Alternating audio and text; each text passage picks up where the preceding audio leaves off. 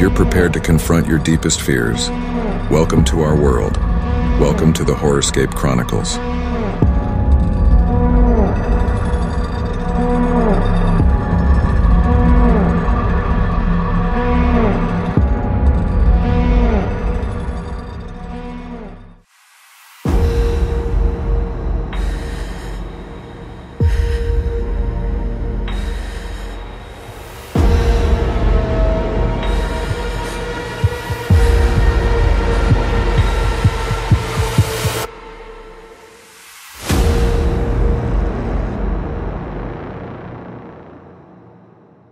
ढाका बांग्लादेश का एक पुराना इलाका, जहां एक परित्यक्त अस्पताल मिर्जापुर जनरल हॉस्पिटल दशकों से वीरान पड़ा था।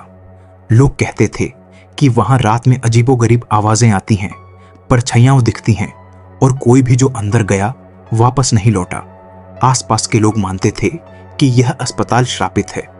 1971 के बांग्लादेश मुक्ति संग्राम के दौरान यहां कई घायल सैनिकों का इलाज हुआ था, लेकिन संसाधनों की कमी के कारण डॉक्टरों ने कई मरीजों को अधमरी हालत में छोड़ दिया। ऐसा कहा जाता है कि उनकी आत्माएं अब भी वहां भटक रही हैं। 4 दोस्त राशिद, तमीम, फरहान और आलिया भूतों की कहानियों पर विश्वास नहीं करते थे।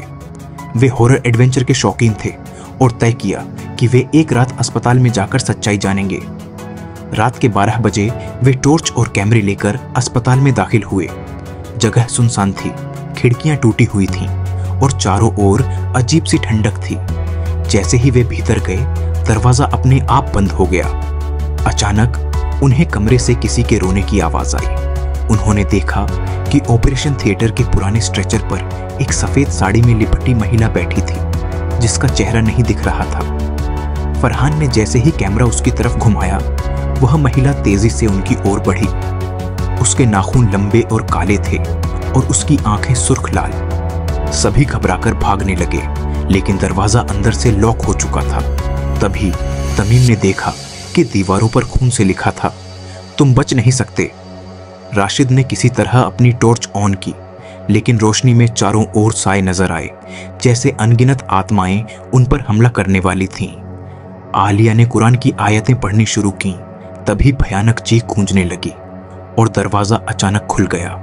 चारों ने भागकर बाहर छलांग लगा दी और पीछे मुड़कर देखा। अस्पताल की खिड़कियों से अनगिनत लाल आंखें उन्हें घूर रही थीं। अगले दिन उन्होंने स्थानीय बुजुर्गों से इस अस्पताल की कहानी पूछी। पता चला कि यहाँ एक क्रूर डॉक्टर हुआ करता था, जो घायल मरीजों को मारकर उनके अंग बेचता था। मरने के बाद उन मरीजों की आत्माएं इस अस्पताल में फंस गईं, इसलिए जो भी वहां जाता है वह उन आत्माओं का शिकार बन जाता है। राशिद और उसके दोस्त बच तो गए, लेकिन उस रात के बाद वे कभी भी अंधेरे में अकेले नहीं सो पाए। उनका मानना था कि वे आत्माएं अब भी उनके आसपास हैं।